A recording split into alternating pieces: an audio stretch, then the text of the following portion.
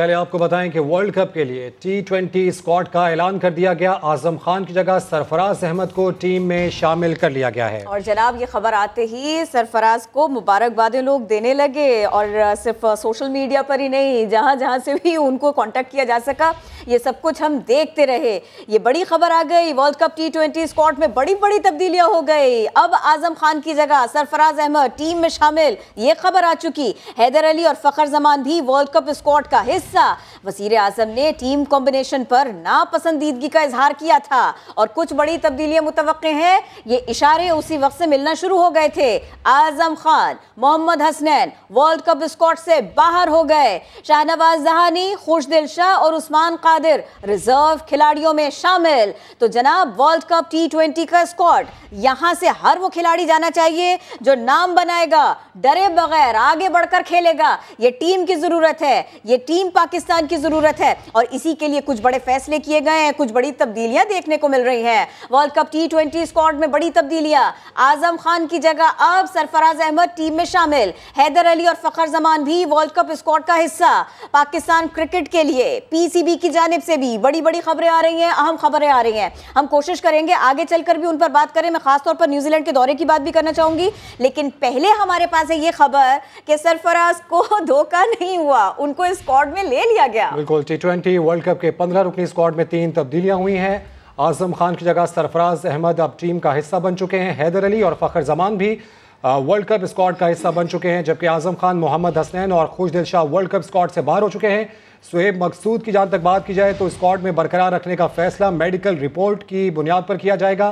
Team में नाम आने पर सिंध की टीम की सरफराज को मुबारकबाद। शाहनवाज दहानी, खुशदिल शाह और उस्मान कादिर रिजर्व खिलाड़ियों में शामिल हैं। तो T20 वर्ल्ड कप जो कि इसी माह से इसका आगाज़ होगा, और 15 रुकनी स्क्वाड का ऐलान कर दिया गया है। 3 तब्दीलियां इसमें की गई हैं। आजम खान, इनकी जगह सरफराज अहमद को टीम में शामिल कर दिया गया है, जबकि हैदर अली और फखर जमान भी वर्ल्ड कप स्क्वाड का हिस्सा हैं। तो जनाब वर्ल्ड कप स्क्वाड और फिर उसमें आगे जाके परफॉर्मेंस कैसी, और ये परफॉर्मेंस जिसकी बुनियाद पर नाम बना पाए, जगह बना पाए खिलाड़ी, इसमें इस सभी के ऊपर बात करेंगे। टेस्ट क्रिकेटर यासिर हमीद हमको ज्वाइन कर रहे हैं। बहुत शुक्रिया, आप हमें वक्त दे रहे। नेशनल T20 की परफॉर्मेंस और फिर उसके लिए आगे बढ़कर इंटरनेशनल इवेंट के लिए तैयारियां, ये दोनों मामला, सरफराज की वापसी, इसको कैसे देख रहे हैं यासिर आप? जी बिल्कुल, इट वाज ऑन कार्ड्स, क्योंकि ये लड़के अच्छा परफॉर्म कर रहे थे, जिनके नाम आए हैं, रिप्लेस किया है। स्पेशली मैं समझता हूँ Haider Ali was in very good form, और बड़ा अच्छा डिसीजन लिया है ये सिलेक्शन कमेटी ने इनकी इंक्लूजन करके। और सरफराज का भी ये है कि चले, सरफराज का भी ये है कि रिजवान विल बी प्लेइंग, तो ये एक ऑप्शन मिल जाएगा पाकिस्तान क्रिकेट टीम को as a reserve wicket keeper. और मैं समझता हूँ वो भी बहुत अच्छी फॉर्म में, बहुत अच्छा T20 खेल रहे हैं, तो ओवरऑल एक अच्छा डिसीजन है। विकेट कीपिंग ही नहीं, उन्होंने 185 रन स्कोर किए हैं नेशनल T20 में अभी तक। तो ये बताइए कि फिर इस तरह से भी, क्योंकि हमने यही देखा है कोई बड़ा मैच होता है तो बैटिंग लाइन थोड़ी सी घबराई सी नजर आती है, तो इस बार तो बिल्कुल घबराना नहीं, आगे बढ़कर खेलना है। ऐसे में सरफराज की सिलेक्शन, उसको कैसे देखते हैं? सरफराज की जो इंक्लूजन है, मैं अगेन यही कहूँगा कि अच्छा डिसीजन लिया। उसकी वजह यह है कि उनकी फॉर्म बहुत अच्छी है, बैटिंग में बहुत अच्छा परफॉर्म किया उन्होंने, और बहुत ही अच्छा साइन है अगर उनका वो आए हैं टीम में, तो साथ से एक स्ट्रेंथ मिलेगी मिडिल ऑर्डर में अगर वो खेलते हैं किसी मैच में, तो वो भी अच्छा है। और दूसरे एज ए सीनियर प्लेयर काफी तजर्बा रखते हैं वो, और काफी अच्छा एक साइन है। फखर भी टीम में आए हैं, फखर की भी इंक्लूजन हुई है, और फखर का ये है कि फखर के आने से ऑप्शन मिल जाएगा ओपनिंग में भी, अगर किसी मैच में रिजवान की जगह या बाबर नीचे खेलते हैं तो फखर से हम ओपन करवा सकते हैं किसी बड़े मैच में, लाइक अगेंस्ट इंडिया और कोई सेमी। बिल्कुल यासिर, इसमें यह भी अहम होगा कि अब जो प्लेइंग 11 है वो क्या बनेगी। यासिर अरफात, साबिक क्रिकेटर, वो भी हमें ज्वाइन कर चुके हैं। यासिर, आपसे जानना चाहेंगे, UAE में है ये वर्ल्ड कप और वहाँ की कंडीशन से आप भी वाकिफ़ हैं, समझते हैं जो टीम कॉम्बिनेशन अब बनाया गया है वो काफ़ी बेहतर है? देखें, काफ़ी देर हो चुकी है, ऑब्वियसली डिसीजन जो अभी लास्ट मिनट में जो किया है टीम सिलेक्शन, मेरे ख्याल से लड़कों की परफॉर्मेंस को देखते हुए सरफराज की जो इंक्लूजन, हैदर अली ने जिस तरह परफॉर्म किया, तो आई थिंक ये पॉजिटिव साइन है। मगर अगेन कुछ प्लेयर ऐसे हैं कि जो अभी भी फॉर्म में नहीं है, जो डोमेस्टिक हमारा टूर्नामेंट हुआ। हफीज़ का जो एक इशू है, हफीज़ की फिटनेस जो उनकी, अभी वो बीमार थे, आई होप कि वो मैच से पहले, क्योंकि 2 मैचेस वहाँ प्रैक्टिस मैचेस भी हैं दुबई में, वो भी ठीक हो जाएं। और आप कॉम्बिनेशन की जो बात कर रहे हैं उसमें देखें, फ़खर के टीम में आने से ये होगा कि अगर आपको बाबर और रिजवान में से एक प्लेयर को 1 डाउन खिलाना पड़ेगा, फ़खर को ओपन पे लेके आएंगे तो आपको थोड़ा सा ये है कि जो पावर प्ले जिस तरह फ़खर खेलते हैं, 6 ओवर जो शुरू के खेलते हैं, उनको लाइसेंस देना पड़ेगा जिस तरह वो खेलते हैं। उसके साथ अगर कोई विकेट आपकी गिरती भी है तो आपके पास एक बाबर या रिजवान की सूरत में आपके पास स्टेबल करने के लिए फिर एक प्लेयर आपके पास मौजूद होगा। और ये जो रिजर्व खिलाड़ी है, कुछ इनके बारे में भी बताइए कि अगर ये हैं रिजर्व खिलाड़ियों के तौर पर ही मौजूद है तो ये भी तो एक रिलीफ है। मैं उस्मान कादिर और ख़ासतौर पर दहानी की बात कर रही हूँ, खुशदिल शाह की बात कर रही हूँ। देखिए ये अगेन उस्मान कादिर जितनी भी क्रिकेट अभी पास में खेले और अभी डोमेस्टिक भी जो खेले, एक अच्छे प्रोस्पेक्ट है, एक्साइटिंग क्रिकेटर हैं, मगर अगेन इतना बड़ा इवेंट में अगर आप जा रहे हैं तो आपको एक्सपीरियंस चाहिए होता है। मगर अभी वो रिजर्व में है। शाहनाज दानी जिस तरह बॉलिंग कर रहे हैं, जिस तरह की वो एनर्जी शो करते हैं, तो ये भी एक अच्छा है। खुशदिल की फॉर्म उतनी अच्छी नहीं है, पैचेस में वो अपनी ब्रिलियंस शो करते हैं, बैटिंग अच्छी करते हैं, मगर हमारे सब प्लेयर्स को, इन 3 के अलावा जो हमारे जो लड़के 11 खेल रहे होंगे या 15 लड़के हैं, इनको कंसिस्टेंट बेसिस पे हर मैच में कोशिश ये करनी पड़ेगी कि अपनी जो है वो परफॉर्मेंस को अच्छा से अच्छा करें, क्योंकि आप एक मैच की परफॉर्मेंस से अगले 3 मैचेस में परफॉर्मेंस ना करें तो जिसका फिर ये है कि पाकिस्तान टीम को रिजल्ट पे फर्क पड़ता है। पाकिस्तान टीम इसी वजह से हारती है कि आपके जो इंडिविजुअल ब्रिलियंस है वो कभी कभी नजर आती हैं, आपको कंसिस्टेंट बेसिस पे लड़कों को परफॉर्म करना पड़ेगा। ठीक है यासिर, साथ रहिएगा। मोहम्मद वसीम चीफ सेलेक्टर इस मजीद सिलेक्शन पे क्या कहते हैं वो आपको दिखाते हैं। सितंबर को हमने जी अपना जो वर्ल्ड कप का स्कोर था वो अनाउंस किया था, और उसके बाद इंटरनेशनल हमारी होम क्रिकेट होनी थी जो कि अनफॉर्चुनेटली हो नहीं सकी, और उसके अंदर हमने चीज़ों को दोबारा से रिव्यू करना था। लेकिन उसके बाद हमारे पास जो अपॉर्चुनिटी आई वो नेशनल T20 कप की आई, जिसके अंदर आपको हाईली कम्पेटिटिव क्रिकेट देखने को मिली है, अच्छे मुकाबले आपके देखने को मिले हैं। तो नेशनल इस पे हमारी एक गहरी नज़र थी, और अब जाके हमने चीज़ों को जब दोबारा रिव्यू किया है टीम मैनेजमेंट के साथ, स्पेशली कैप्टन के साथ बैठे हैं कि टीम जो परफॉर्मेंस लड़कों ने जो की है उनको हमने दोबारा से रिव्यू किया है। तो इन चीज़ों को देखते हुए टुगेदर विद द कैप्टन कि हमने इस चीज़ को देखते हुए कि टीम की रिक्वायरमेंट क्या है, वहाँ कंडीशंस कैसी होंगी, और सबसे बढ़ के कि करंट फॉर्म कौन से लड़के की अच्छी जा रही है, तो उसमें 2 चेंजेस हमने किए हैं ओरिजिनल स्क्वाड के अंदर कि 2 लड़के 18 के बाहर से टीम के अंदर आते हैं, जिसमें सबसे पहले अगर आपको नज़र आते हैं कि आज़म खान की जगह सरफराज अहमद आए हैं, और उसके बाद बॉलिंग में हमें लग रहा था कि एक हमारे पास ऑप्शन एक्स्ट्रा है जिसकी जगह हम बैट्समैन हम एक्स्ट्रा एक लेके आ सकते हैं, तो वो हसनैन की जगह हैदर अली 15 के स्क्वाड के अंदर आए हैं। और एक चेंज इसमें और है कि 18 के स्क्वाड से फ़खर जमान 15 में आ गए हैं, और 15 में से खुशदिल 18 के स्क्वाड में चले गए हैं। अब थोड़ा सा कंसर्न है हमारा अभी भी शोएब मकसूद के ऊपर, बट ऑब्वियसली वो वेटिंग के उनकी जो मेडिकल रिपोर्ट्स आएंगी उसके बाद उन पे अगर उनको ज़रूरत पड़ी तो वो। चीफ सेलेक्टर कह रहे थे कि हमने कुछ मामलात को रिव्यू के लिए छोड़ रखा था, और कोशिश यही है कि T20 के लिए, T20 वर्ल्ड कप के लिए अच्छे से अच्छी, बेहतर से बेहतर टीम भेजी जाए। अभी यासिर हमसे ये कह रहे थे कि थोड़ा सा लेट हो गया, नहीं करना चाहिए था, लेकिन बेहतरी के लिए इतना इंतज़ार भी बुरा नहीं है। बहुत शुक्रिया यासिर, आप हमारे साथ थे, इस बारे में बात कर रहे थे। तो जनाब ये बड़ा फैसला था, एक बड़ी खबर भी आई पाकिस्तान क्रिकेट के लिए। जी बिल्कुल, पहले चोट पहुंचाई फिर मरहम लगा दिया। न्यूजीलैंड ने दौरे पाकिस्तान रीशेड्यूल करने की तस्दीक कर दी। न्यूजीलैंड क्रिकेट बोर्ड का कहना है कि 2023 से कबल पाकिस्तान का दौरा कर सकते हैं। मायूसी हुई, ये एक्सपेक्टेड भी था। ये जो वेस्टर्न ब्लॉक है ये इकट्ठे हो जाते हैं अनफॉर्चुनेटली। हम अब वहीं तक जाएंगे जहां पे हमारा इंटरेस्ट है। पाकिस्तान का सख्त रद्द-ए-अमल काम कर गया। इंग्लैंड के बाद न्यूजीलैंड को भी गलती का एहसास हो गया। न्यूजीलैंड ने दौरे पाकिस्तान रीशेड्यूल करने पर रजामंदी जाहिर कर दी। सारा ब्लॉक एक ही है, ऑस्ट्रेलिया, न्यूजीलैंड, इंग्लैंड का। बहाने ढूंढते हैं यहाँ से रेगल आउट करने के लिए। कीवी बोर्ड के सरबराह डेविड वाइट का कहना है कि पीसीबी से राब्ते में है। दौरा रीशेड्यूल करने के हवाले से बातचीत जारी है। 2023 से पहले पाकिस्तान आ सकते हैं। कीवी मीडिया के मुताबिक नवंबर 2022 की विंडो का ऑप्शन भी मौजूद है। न्यूजीलैंड ने 17 सितंबर को मैच से आधा घंटा कबल सिक्योरिटी वजूहात पर दौरे पाकिस्तान मंसूख कर दिया था। कीवी कप्तान केन विलियमसन ने अचानक दौरा मंसूखी को शर्मनाक करार दिया था। टॉम लेथम, मार्टिन गप्टिल और हेड कोच गैरी स्टैट भी सीरीज न होने पर मायूसी का इजहार कर चुके हैं।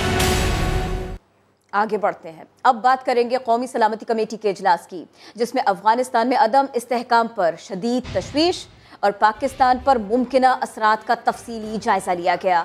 शरका ने खित्ते में उभरती सूरत हाल इंतहाई पेचीदा करार दे दी। एलामिये के मुताबिक वज़ीर आज़म इमरान खान ने अफगानिस्तान को मुमकिन इंसानी बहरान से बचाने के लिए खुसूसी सेल कायम किया, जो इमदाद के लिए आलमी बिरादरी से राबितों और मौसर बॉर्डर मैनेजमेंट के लिए काम करेगा। अब्बास शब्बीर रिपोर्ट कर रहे हैं। पाकिस्तान के दौरे पर आई अमरीकी नायब वज़ीर ख़ारजा ने वज़ीर ख़ारजा शाह महमूद कुरैशी और मुशीर कौमी सलामती मोईद यूसुफ से अलग अलग मुलाकातें की। दो तरफ़ा ताल्लुकात, अफगानिस्तान और इलाकाई अमन से मुतालिक उमूर पर तबादला ख्याल किया गया। वज़ीर ख़ारजा ने मुश्तरका इलाकाई मकासद के हुसूल के लिए पाक अमरीका मुज़ाकरात नागुज़ीर करार दे दिए। अमरीकी नायब वज़ीर ख़ारजा पाकिस्तान में दौरे के दूसरे रोज वेंडी आर शर्मेन वफ़द के हमरा वज़ारत ख़ारजा पहुंची। वफूद की सतह की बातचीत में दो तरफ़ा ताल्लुकात और अफगानिस्तान की सूरत हाल पर बात। वज़ीर ख़ारजा ने दो तरफ़ा मफाद और मुश्तरका इलाकाई मकासद के लिए पाक अमरीका मुनज़्ज़म मुज़ाकरात को ज़रूरी करार दिया। कहा मुआशी ताउन, इलाकाई राब्तों के फ़रोग और खित्ते में क़याम अमन के लिए अमरीका के साथ वसीउल बुनियाद और पायदार ताल्लुकात चाहते हैं। वज़ीर ख़ारजा ने जनूबी एशिया में पायदार अमन और इस्तेहकाम के लिए मसला कश्मीर के मुनसिफाना हल की अहमियत पर भी जोर दिया। अमरीकी नायब वज़ीर ख़ारजा ने मौसमियाती तग़य्युर और मुतबादिल तवानाई के हवाले से दो तरफ़ा मुज़ाकरात में होने वाली पेशरफ्त की तारीफ़ की। अमरीकी नायब सेक्रेटरी स्टेट ने मुशीर कौमी सलामती मोईद यूसुफ से भी मुलाकात की। मोईद यूसुफ का कहना था कि आलमी बरादरी को अफगान हुकूमत से बात करने, रवाबित कायम रखने की ज़रूरत है। मकबूजा कश्मीर में भारत की इंसानी हकूक की खिलाफ वर्जी खित्ते में अमन के लिए खतरा है। अमरीकी वफ़द ने अफगानिस्तान से इनखला और अफगान मुहाजिरीन की मदद करने पर पाकिस्तान के किरदार को सराहा। वज़ीर दाखिला शेख रशीद के मुताबिक इजलास में मुल्की और अफगानिस्तान की सूरत हाल पर बातचीत की गई। कोई बात भी ऐसी नहीं कि जिसे पब्लिक किया जाए। अस्करी अदारों ने और उसके जो दूसरे अदारे हैं सब मौजूद थे और पोलिटिकल क़यादत मौजूद थी। तमाम मुल्की हालात पर तफसीली बहस हुई। आर्मी चीफ भी मौजूद थे, एयर चीफ भी थे, नेवी चीफ भी थे और DGISI भी थे और वज़रा भी थे। सब ने मुल्की हालात पर तफसीली बातचीत की है, अफ़गानिस्तान के इशू पे की है, लेकिन वो कोई बात ऐसी पब्लिकली करने वाली। सर बॉर्डर्स के हवाले से भी, बॉर्डर के हवाले से IAC चीफ नए थे पुराने थे? अभी 8-10 दिन लगते हैं। अच्छा समझ गए। और से खबर, जहां गैर कानूनी तामीरात के खिलाफ बड़ा एक्शन शुरू हो चुका है। 450 गैर कानूनी इमारतों को गिराने का हुक्म दे दिया गया है। महकमा बल्दियात ने कई इमारतों को खाली करने के नोटिस भी भेज दिए हैं। ज़्यादातर कमर्शियल इमारतें इनमें शामिल हैं। इसी बारे में मजीद बात होगी, हमारा साथ देंगी शाहीन मशाल और दानियाल भी हमारे साथ होंगे, दानियाल उमर भी हमारे साथ होंगे। पहले हम शाहीन से बात करेंगे। मशाल, शाहीन बताइएगा क्या क्या मालूमात आपके पास हैं, क्या आदाद शुमार आपके पास हैं? अब इस ऑपरेशन के तहत किस किस इमारत को खदशा है, खतरा है कि गिराया जाएगा?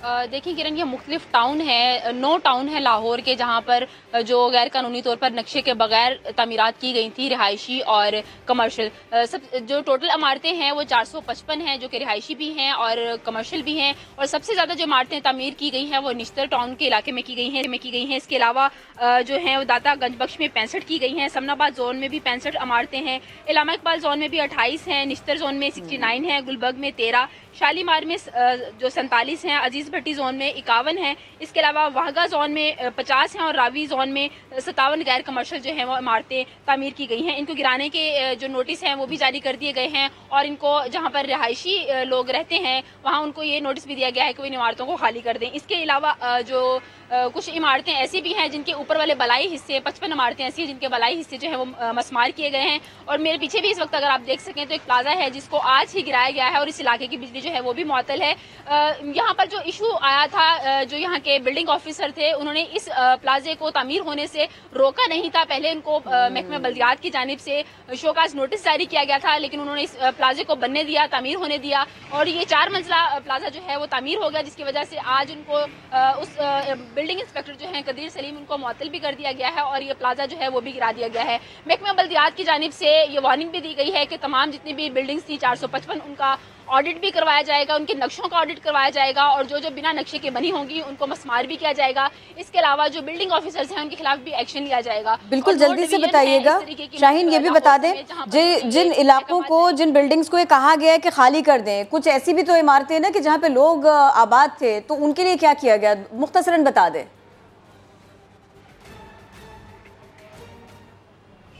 उसमें भी यही उनको भी सिर्फ जो है वो नोटिस जारी किए गए हैं कि उनकी इमारतें जो हैं वो नक्शे के बगैर हैं और उनको खाली किया जाए, लेकिन अभी फिलहाल लोगों ने इमारतें खाली नहीं की हैं। इस हवाले से जो एक्शन है वो मजीद लिया जाएगा, लोगों से इमारतें खाली करवाई जाएंगी, लेकिन ये नहीं बताया गया कि उनको कोई मुतबादिल रिहायशी जगह दी जाएगी या नहीं।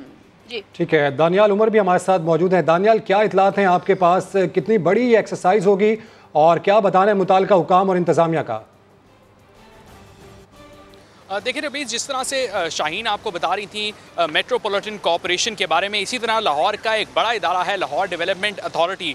उसके अंडर भी जितनी भी जो हाउसिंग सोसाइटीज़ आती हैं, कमर्शियल तामीरात आती हैं, जो नया लाहौर बन रहा है सारा गुलबर्ग के से हम दूसरी तरफ जो शहर आबाद हो रहा है सारे, जिसमें जौहर टाउन है, इकबाल टाउन है, मुख्तलिफ हाउसिंग सोसाइटीज़ शामिल हैं, वहाँ पर भी बहुत ज़्यादा गैर कानूनी तामीरात जो हैं वो देखने में आ रही हैं। लाहौर डेवलपमेंट अथॉरिटी के मुताबिक तकरीबन 40 अरब रुपए की ज़मीन है जिसके ऊपर अब भी कब्ज़ा है, और ये कब्ज़ा छुड़वाने के लिए जो है वो मुख्तलिफ इनके विंग्स जो है वो काम करते रहते हैं। तकरीबन 596 हाउसिंग सोसाइटीज़ हैं जिनको अंदाज़ा लगाया गया है जो कि लाहौर में गैर कानूनी तौर पर कायम की गई हैं, और ये कायम की गई हैं तमाम जो सरकारी मुलाजमीन हैं उनके साथ मिलकर, चूँकि वो डिपार्टमेंट को उस तरफ जाने नहीं देते। मुख्तलिफ जो वहाँ के जो ओनर्स हैं जिन्होंने गैर कानूनी तौर पर जो तामीरात की हैं या हाउसिंग सोसाइटीज़ कायम की हैं, उनसे रिश्वत बटोरते रहते हैं, तो उनकी मिली भगत से ये सारी चीज़ें जो है वो तैयार की गई हैं। अब तक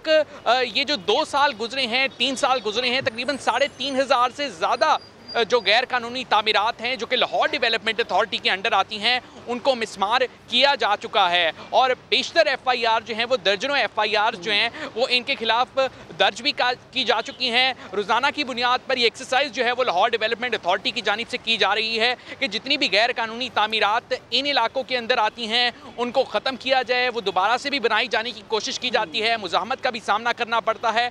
बड़े बड़े जो गैर कानूनी तामीरात हैं, टाउनशिप में 400 करोड़ रुपए से ज़्यादा की ज़मीन जो है वो वागजार करवाई गई है, तो ऐसी सूरत हाल का लाहौर में सामना है LDA को भी। जी, इस पेचीदगी को दूर किया जा सकेगा उस सूरत में कि जब वाकई जिम्मेदारों के खिलाफ कार्रवाई और दूसरे रिहायशियों के मसाइल भी पैदा ना हो, उनको भी सुलझाया जाए साथ के साथ। बहुत शुक्रिया दानियाल, शाहीन, आप दोनों अपडेट कर रहे थे इस बारे में।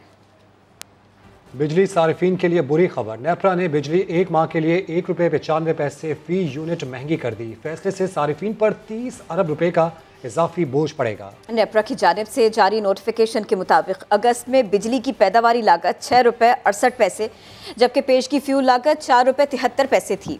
सेंट्रल पावर परचेजिंग एजेंसी ने कीमत में ₹2.07 इजाफा मांगा था। अलबत्ता अथॉरिटी ने समाअत के बाद आज ₹1.95 इजाफे की मंजूरी दे दी। अथॉरिटी का कहना है फैसले का इतलाक अक्टूबर के बिलों में होगा, ताहम के इलेक्ट्रिक सारिफीन पर इस फैसले का इतलाक नहीं होगा। बयानिए की जंग शिद्दत इख्तियार कर गई, माजरा जानिए कुछ देर में। $6 अरब कर्ज प्रोग्राम बहाल करवाना है तो आवाम पर महंगाई का मजीद बोझ डालें। वर्चुअल मुज़ाकरात में IMF ने कड़ी शराइत आयद कर दी। हुकूमत से इजाफी रेगुलेटरी ड्यूटी आयद करने, इनकम टैक्स, सेल्स टैक्स, बिजली और गैस टैरिफ बढ़ाने का मुतालबा कर दिया। शराइत मानने से मुताल्लिक हतमी फैसला पॉलिसी सतह के मुज़ाकरात में होगा। इस्लामाबाद से शकील अहमद की रिपोर्ट। $6 अरब के कर्ज प्रोग्राम की बहाली के लिए IMF से तकनीकी सतह पर वर्चुअल इक्तिसादी जायजा मुज़ाकरात। FBR ने बताया माली साल की पहली छमाही में 38% ज्यादा टैक्स जमा कर लिया। हदफ था 1211 अरब, रेवेन्यू हासिल हुआ 1395 अरब, यानी 186 अरब इजाफी। 5829 अरब का सालाना हदफ पूरा करने का यकीन भी दिला दिया। IMF का डू मोर का मुतालबा, मजीद शराइत भी आयद कर दी। आलमी मालियाती फंड ने रेवेन्यू बढ़ाने के लिए income tax, sales tax, regulatory duty की शरह में इजाफे, गर्दिशी कर्जे पर काबू पाने की शर्त रख दी। बिजली और गैस के सहमाही और सालाना टैरिफ बढ़ाने, सब्सिडी खत्म करने और पेंशनर्स समेत मुख्तलिफ शोबों को दी जाने वाली टैक्स छूट खत्म करने का भी मुतालबा। बिजली की तकसीमकार कंपनियों समेत खसारे का शिकार इदारों की निजकारी में तेजी लाने की बात भी कर दी। तकनीकी मुज़ाकरात के बाद 13 अक्टूबर से वाशिंगटन में 3 रोजा पॉलिसी मुज़ाकरात होंगे, जिसमें वज़ीर खजाना शौकत तरीन भी शिरकत करेंगे। IMF की कड़ी शराइत कबूल करने या न करने का फैसला पॉलिसी सतह के मुज़ाकरात में होगा। मुज़ाकरात की कामयाबी की सूरत में $1 अरब की अगली किस्त मिलने का इम्कान है। हुकूमत का 1,25,00,000 घरानों को गंदम, आटा और चीनी सस्ते दामों देने का ऐलान। इस्लामाबाद में प्रेस कॉन्फ्रेंस के दौरान वज़ीर आज़म के मुआवने खुसूसी बराए ग़िज़ाई तहफ़्फ़ुज़ जमशेद इकबाल चीमा ने बताया कि हुकूमत किसानों को खाद और बीज की खरीदारी और सफ़ेद मक्खी को कंट्रोल करने के लिए सब्सिडी दे रही है। शुगर एक्ट आने से किसान को बर वक्त और अच्छे दाम मिलेंगे। ये दावा कर दिया कि अगले साल चीनी की कीमत 80 रुपये फ़ी किलो रखी जाएगी। 3 तरह की सब्सिडी अनाउंस की थी फार्मर के लिए। सीड पे सब्सिडी हमने दी, खाद पे सब्सिडी दी और वाइट फ्लाई और पिंक बॉलवर्म उसको कंट्रोल करने के लिए भी सब्सिडी दी। तारीख में कभी 3 चीज़ों पे ज़्यादा सब्सिडी नहीं दी गई। पिछले साल सेकंड हाईएस्ट पैदावार थी गन्ने की, लेकिन चूंकि हमारे पास इन्वेंट्री नहीं थी तो ज़हीरान दोजों ने खराबी की। 20 अरब रुपए की फास्फेटिक फर्टिलाइजर पे सब्सिडी दी जा रही है। अगले साल हम चीनी 80 रुपये तकरीबन देंगे, गवर्नमेंट प्राइस फिक्स करेगी। 123 अफसर मुकर्रर किए गए उसमें कि जो फार्मर की कंप्लेंट को एक्सक्लूसिवली हैंडल करेंगे। एक वक्त में किसान 3.5 लाख रुपया ले सकता है। 3.5 लाख रुपया जो उसका होगा वो इंटरेस्ट फ्री होगा। अगर लाइफ स्टॉक के लिए पैसे लेता है तो उसे 5 लाख रुपया जानवरों के लिए कर्जा मिलेगा कि सर्टन लेवल से अगर उसकी पैदावार कम होती है जो इंश्योरेंस कंपनी है उसको पैसे देगी। 4 जिलों में हम लागू कर रहे हैं, पाकपतन, गुजरांवाला, शेखुपुरा, हाफिजाबाद। 1 करोड़ 25 लाख किसानों को हम गंदम, आटा, चीनी और दाल, ये 4 चीज़ें सस्ती देने जा रहे हैं। शुगर कंट्रोल एक्ट आने से किसान का गन्ना भी टाइम पे बिकेगा, मुनासिब कीमत पे बिकेगा और चीनी में भी एक्सप्लॉयटेशन हम नहीं करने देंगे। हम चीनी का रेट भी मुकर्रर कर दें, गन्ने का भी, दोनों पे इम्प्लीमेंट करेंगे। कराची के हर बाजार में खरीदार महंगाई का शिकवा करते हैं, मगर एक बाजार ऐसा भी है जहां गोश्त, सब्जी और फलों की कीमतें दीगर बाजारों से कहीं कम है। खुर्शीद आलम हमें लेकर जा रहे हैं औरंगी टाउन मंसूर नगर के बाजार। चिकन 40 रुपये सस्ती, गाय का गोश्त 200 रुपये सस्ता और सब्जियों और फलों में भी कम से कम 20 से 50 रुपये का फ़र्क। यह है एक सस्ता बाज़ार मंसूर नगर औरंगी टाउन का। हम मालूम करेंगे यहाँ के ख़रीदारों से कि महंगाई के हवाले से उनके क्या तासुरात हैं। सब्जी महंगा, आटा महंगा, चावल महंगा, दाल महंगा, हर चीज़ तो महंगा ही है। 6 दिन के बाद आटा में कीमत 40-50 रुपये इजाफा हो जा रहा है। बिल्कुल बेकार हुकूमत है। परसों था ये 300 रुपये किलो, आज 320 रुपये। ये पैसे का वैल्यू बिल्कुल ख़त्म हो गया है। 1000 का नोट तो खैर पता ही नहीं चलता कि 1000 का नोट कहाँ गया। जैसी हालत है हम लोग नफसियाती हो जाएंगे। मंसूर नगर के सस्ते बाज़ार में आने वाले ख़रीदार भी महंगाई का शिकवा करते नज़र आते हैं। कहते हैं महंगाई इतनी ज़्यादा है कि उनका गुजारा नहीं होता। कैमरामैन एम कामरान के साथ खुर्शीद आलम, समा, कराची। लाड़काना में पीपल्स पार्टी का मकामी रहनुमा रातों रात नौकरियां बांटने लगा। डेरे पर पर्चियां डाली गई, 5 पर्चियां फाइनल हुई। कामयाब उम्मीदवार गवर्नमेंट बॉयज़ हाई स्कूल बाहोटा में बच्चों को तालीम देंगे। पीटीआई रहनुमा हलीम आदिल ने यह वाकया मैरिट का कत्ल करार दे दिया। न कोई सिविल, न कोई दरख्वास्त और न ही कोई टेस्ट। पर्चियां डालो और नौकरियां निकालो। लाड़काना सूबाई हुकूमत के गढ़ में जियाले रहनुमा मोहम्मद अली ने रातों रात नौकरियां बांट दी और वीडियो सोशल मीडिया पर वायरल हो गई।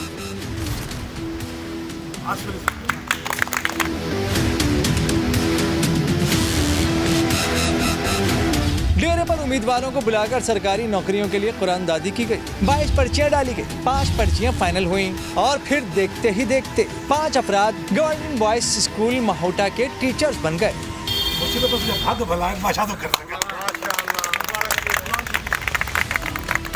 कामयाब उम्मीदवारों को दस्तबरदारी के लिए 2-2 लाख रुपए की पेशकश भी कर दी गई।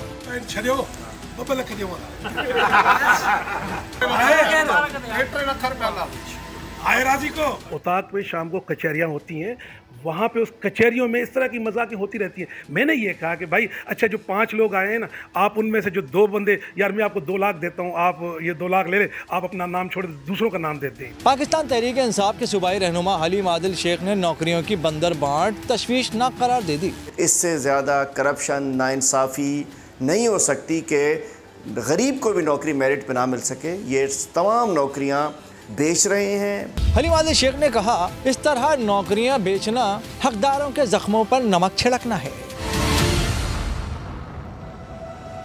Chairman peoples party Bilawal Bhutto Zardari ने लाड़काना में 1 हफ्ते क़याम का प्रोग्राम बना लिया।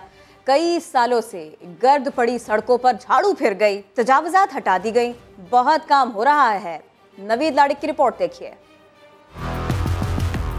चेयरमैन बिलावल भुट्टो ने हल्का इंतखाब लाड़काना में रहने का इरादा कर लिया, प्रोग्राम बना लिया। अब जहाँ जहाँ से बिलावल भुट्टो गुजरेंगे उन रास्तों पर झाड़ुएं फिर गईं, उन सड़कों पर पेवन लग गए,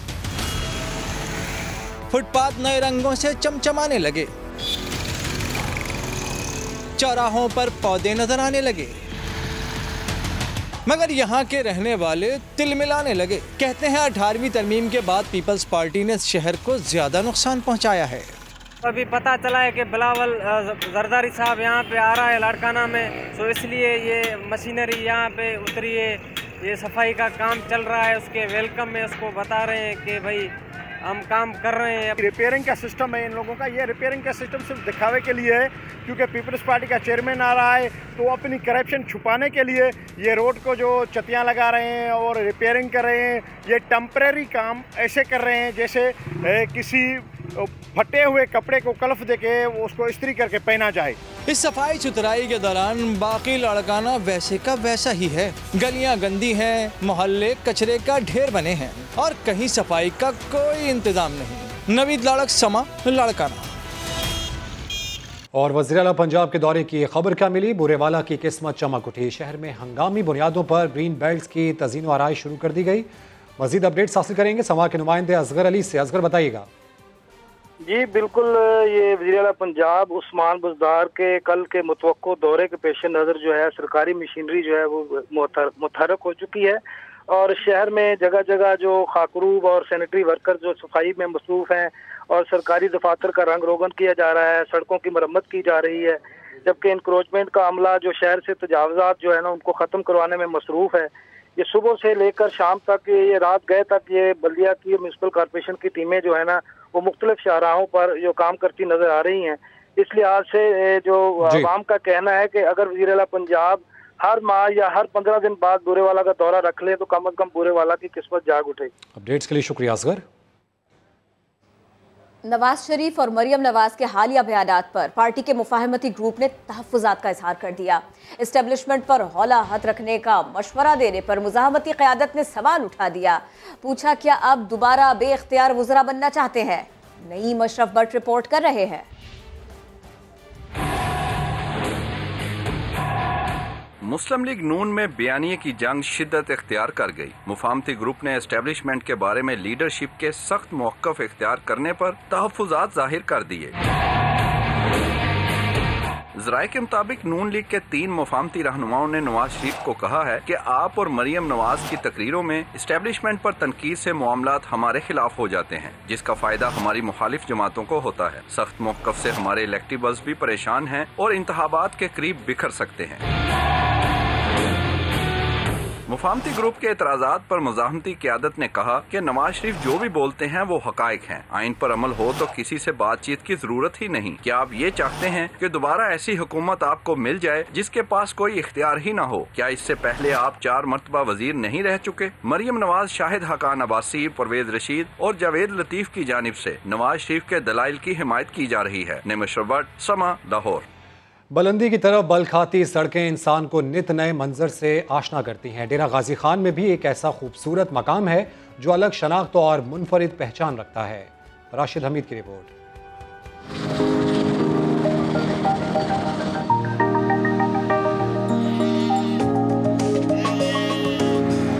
मरी से 700 किलोमीटर दूर पंजाब का एक और मरी,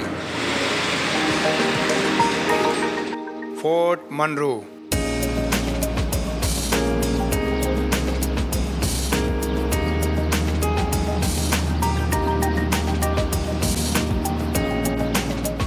काली पहाड़ियों पर बल खाती सड़कें,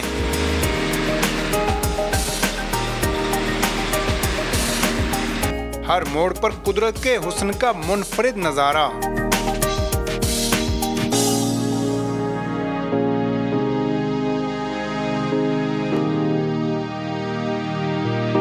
डेढ़ घंटे का ये सफर इतना दिल फरेब के भुलाना भी मुश्किल।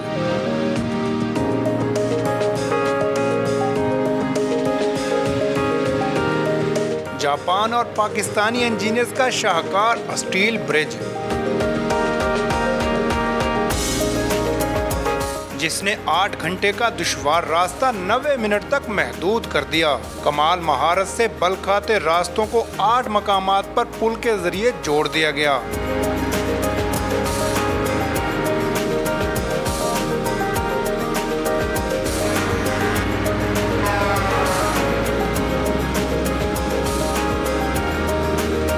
पहले जब हम यहाँ पर आते थे बहुत बड़ा दुश्वार गुजार रास्ता था। यहाँ पर जो गाड़ियाँ आती थी 20 की स्पीड के ऊपर नहीं चलती थी और ज़्यादा ट्रैफिक को क्रॉस करने में काफ़ी दुश्वारियाँ पेश आती थी।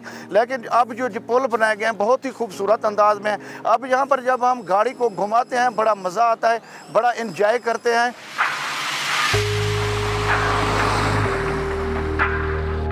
एक तरफ सरसब्ज व शादाब पहाड़ तो दूसरी तरफ खुश्क चट्टानें। ये तो हुस्न की पहली सीढ़ी है, कुदरत के और भी नज़ारे देखना बाकी हैं।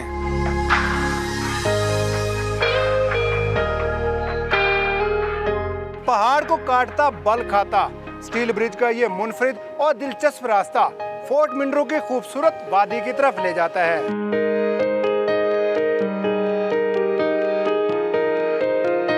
इस वादी को मकामी लोग जनूबी पंजाब का ताज कहते हैं। पहाड़ी मकाम अनाड़ी हिल्स हर वक्त बादलों में छुपा रहता है। अनाड़ी इसका नाम है, बहुत ज़्यादा एंजॉय किया हमने यहाँ पे आके और काफ़ी टाइम बाद आए, हमें बहुत अच्छा फील हो रहा है। काफ़ी मतलब कि ठंडा इलाका है, बहुत हसीन वादी है यहाँ पे, बहुत अच्छा मनाजिर है यहाँ पे। कुछ दूर चलें तो दीमस झील की खूबसूरती बाहें खोले इस्तकबाल करती है।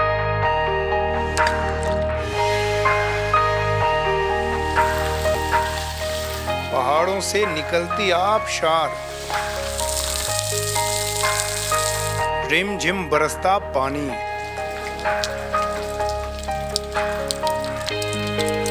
ये फोर्ट मिनरू की जगह है, सबसे अच्छी जगह प्याला झील है। इधर जो ना कुदरती चश्मे आए और लोग इधर सैर और तफरीह के लिए ज़्यादा आते हैं।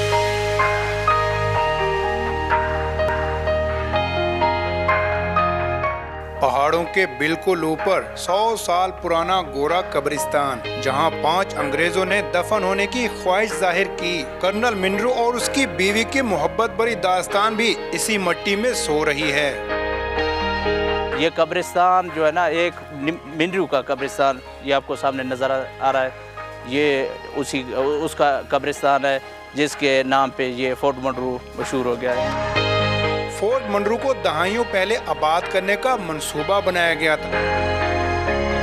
अंग्रेज गए तो मंसूबा भी सर्द खाने में दफन हो गया था। कैमरामैन महबूब चौधरी के साथ राशिद हमीद, समा, फोर्ट मिनरू। ज़मान टाउन में होटल पर बैठे नौजवान का कत्ल, फायरिंग करने वाले मुलजिम के साथ खातून भी आई थी। पुलिस के मुताबिक वाकया डकैती मज़ाहिबत नहीं, मकतूल को टारगेट किया गया। अहमद रहमान खान इसी पर रिपोर्ट कर रहे हैं।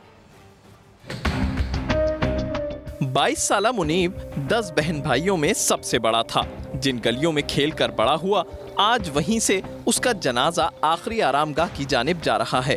जनरेटर की दुकान पर काम करने वाले मुनीब को जुमेरात की रात यूसुफ नामी दोस्त ने फ़ोन करके होटल पर बुलाया था।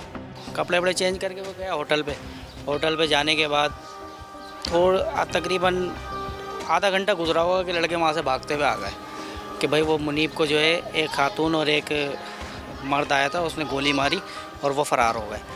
और वो लड़का जो यूसुफ ने जिसने बुलाया था फ़ोन करके, उसका भी कोई अभी तक कोई अता पता नहीं। रिश्तेदार कहते हैं मुनीब हमेशा हंसता मुस्कुराता रहता था। कोई इसको आप कोई मोहल्ले वाला से बुराई नहीं करेगा, आप इसको देखें हीरे जैसा बच्चा था, हीरे जैसा, हर किसी के काम आना। कोरंगी ज़मान टाउन के जिस होटल पर फायरिंग का वाक़या पेश आया, वहाँ काम करने वाले कहते हैं मुलजिमान ने किसी से ना तो कुछ छीना, ना ही किसी से कुछ मांगा। नहीं, किसी को भी नहीं लुटाया, लुटने का बात नहीं था। लेडीज़ था उसके साथ, मास्क लगाया हुआ था, लोग बता रहा था, और बाकी जो था वो उसने भी मास्क लगाया हुआ था, फायर करके चला गया। पुलिस को जाए वक़ुआ से 30 बोर का एक खोल भी मिला है। पुलिस के मुताबिक कत्ल की वारदात में खातून का खुद आना इस वारदात को अनोखा बना रहा है। पुलिस का कहना है कि मुल्जिमान का सुराग लगाने के लिए मकतूल मुनीब का कॉल डेटा रिकॉर्ड हासिल किया जा रहा है ताकि मुल्जिमान के हवाले से कुछ पता चल सके। कैमरामैन शाहिद बलोच के साथ अहमद रहमान खान, समा, कराची। कोरोना काबू में आया तो डेंगू मच्छर के वार तेज़ होने लगे। सबसे ज़्यादा लाहौर और फिर जुड़वा शहर मुतासर हैं, जहां रोज़ाना 100 से 150 नए केसेस रिपोर्ट हो रहे हैं। हुक्काम ने इतराफ़ किया है कि कोविड में मसरूफियात की वजह से इस तरफ तवज्जो नहीं दे सके। कराची समेत सिंध भर में भी डेंगू ने खतरे की घंटी बजा दी।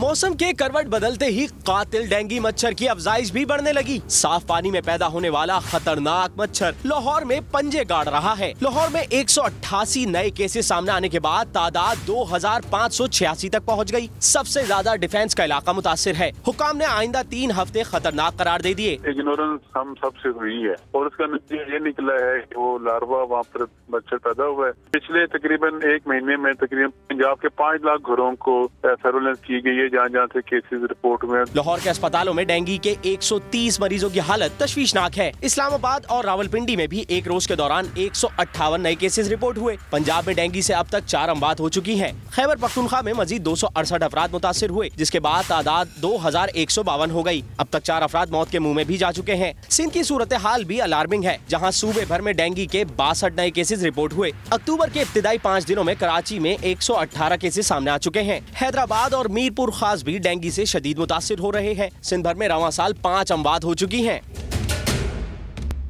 उधर रावलपिंडी में 24 घंटे के दौरान डेंगू से मजीद 41 अफराद मुतासिर हुए। इंतजामिया की कारकर्दगी सिर्फ इजलास पर इजलास बुलाने तक महदूद है। पूरा शहर डेंगू मार स्प्रे के इंतजार में है। उमर बिन आसिफ रिपोर्ट करेंगे।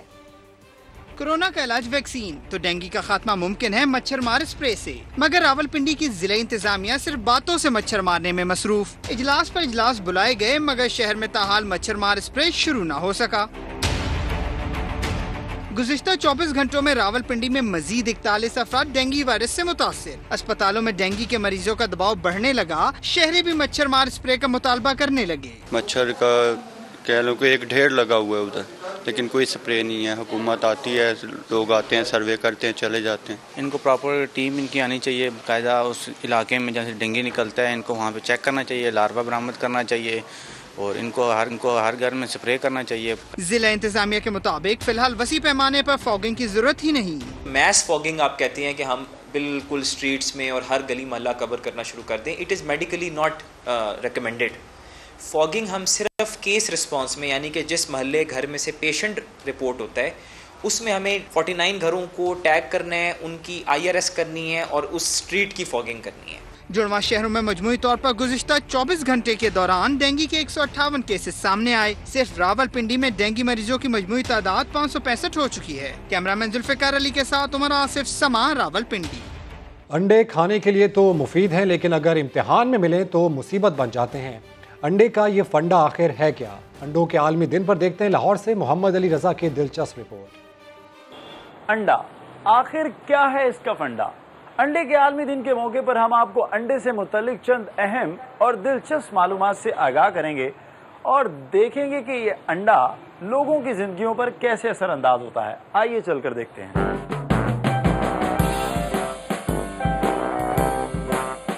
अंडों की हमारी जिंदगी में बहुत अहमियत है। अंडों की इस कहानी में उस्ताद और शागिर्द बड़ा गहरा नाता है। उस्तादा की जानिब से दिए जाने वाले तलबा को अंडे इनके लिए अजाब बन जाते हैं। उस्तादा का कहना है कि तलबा को अंडे देने का मकसद इनको एहसास दिलाना होता है। मैं पिछले 15 साल से पढ़ा रहा हूँ और मेरे ख्याल में मैंने अनगिनत अंडे दिए होंगे स्टूडेंट्स को। जीरो कहने की बजाय अंडा कहने का पर्पस ये होता है कि वो फील करे।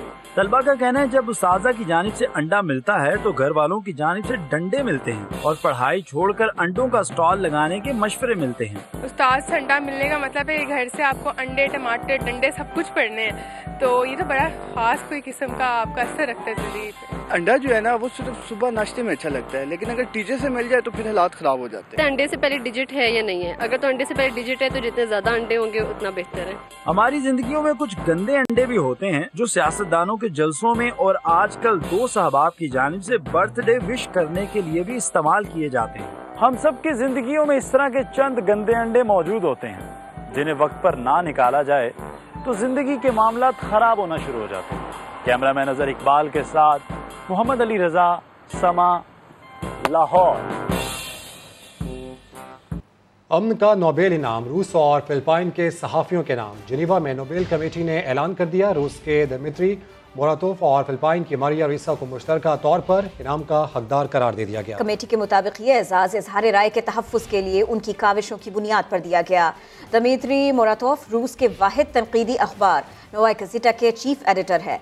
सहाफ़त की आज़ादी की जद्दोजहद में बैनुल अक़वामी प्रेस फ्रीडम अवार्ड भी जीत चुके हैं। ये मारिया रीसा रेपलर की शरीक बानी और CEO हैं। 2 दहाइयों तक CNN के लिए तहक़ीक़ाती रिपोर्टिंग भी की।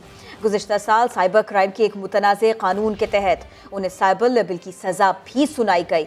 इस इक़दाम को प्रेस की आज़ादी पर हमला करार दिया गया था। अफगानिस्तान के साबिक वज़ीर दिफा अब्दुल रहीम बरदक के बेटे ने अमेरिका के शहर बेवर्ली हिल्स में $2 करोड़ का महल खरीद लिया। अमेरिकी मीडिया के मुताबिक करीबन 3000 गज पर बना शानदार घर बेवर्ली हिल्स के पॉश इलाके में वाक़ है। 5 बेडरूम पर मुश्तमिल घर 1 साल पहले मशहूर आर्किटेक्चर फर्म ने डिज़ाइन किया। 44 साल दाऊद वर्दक मियामी में $50 लाख के फ्लैट के भी मालिक हैं। अमेरिकी मीडिया के मुताबिक पनाह गुज़ीन के तौर पर रहने वाले दाऊद वर्दक क्या बिजनेस करते हैं, पैसा कहाँ से आया, मालूमात अवामी तौर पर दस्तयाब नहीं। उनके भाई हामिद वर्दक ट्रांसपोर्टेशन कंपनी चलाते हैं, जिनको अमेरिका ने अफगानिस्तान में मुबैना तौर पर करोड़ों डॉलर्स के ठेके दिए थे। एक ब्रेक के बाद हाजिर होंगे हेडलाइंस के साथ। देखते रहिए समा।